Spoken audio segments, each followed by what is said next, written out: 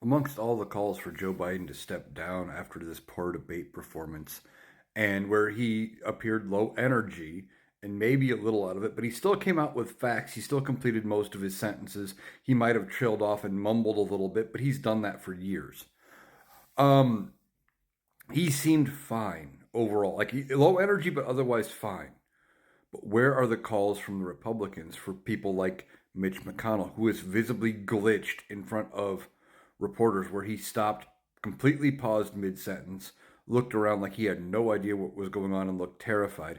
And at least one case, if not multiple cases, had to be ushered away by staffers before coming back out and finishing answering questions once they got him going again. Donald Trump will freeze mid tangent, just switch things he's talking about to something completely unrelated, not even finish a thought. Or he'll just say a bunch of gibberish, nonsensical letters and words. You don't even know what he's trying to say, and then keep going.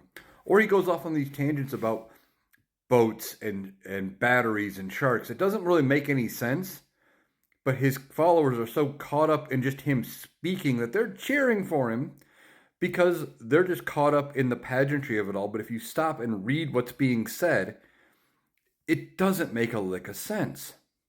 Where are the calls from the Republicans for some of their own to step down?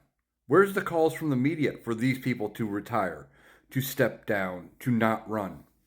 They're silent, not to mention the fact that you have a 34-time convicted felon, an educated sexual assaulter in Donald Trump, somebody who has been found liable for massive business fraud. Any one of those things prior to Donald Trump would have sunk a Republican candidate. Not even talking about a Democrat candidate. The Republicans would have walked away from anybody like him before he came out as a politician. So where's the outcry from the Republicans? They should be policing their own and going after their own and getting after them. Not to mention, on top of all of those, why are they still standing with Lauren Boebert, who groped a man in public?